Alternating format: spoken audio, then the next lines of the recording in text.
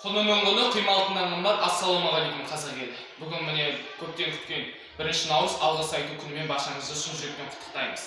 Антон Симонович Макаренко атындағы мектептің оқушылары кімге алғыс айтады екен, бірге көреміз.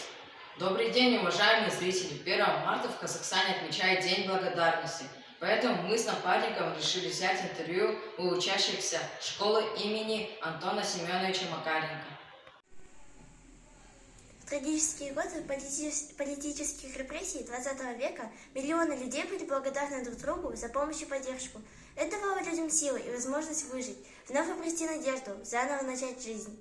В нынешнее время очевидцы и потомки тех, кто пережил эпоху гонений, с великой теплотой вспоминают заботу и гостеприимство, обретенные на священной земле Казахстана. Наряду с другими этносами в Казахстан были высланы представители корейского народа. Благодарность со стороны корейцев казахскому народу безгранична. Когда многострадательный монарх... 7-ші сынып оқушылары, сіздер кімге алғыс білдіресіздер? Сәлеметсіздер ме? Бүгін республикалық алғыс айту күні. Осы сәтті пайдалана отырып, мен 7-ші сынып атынан мектеп директоры Гүлбану Бисенбай қызына шын жүректен алғысымызды білдіреміз. Ол кісіге зор денсаулық, зор бақыт, қажымас қайрат тілейміз. Рахмет.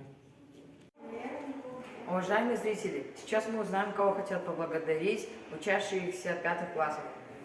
Я благодарю своих родителей за то, что они научили меня жизненно необходимым вещам, таким как ответственность, самостоятельность, чистоплотность. Также они научили меня помогать нуждающимся и доводить все начатое до конца.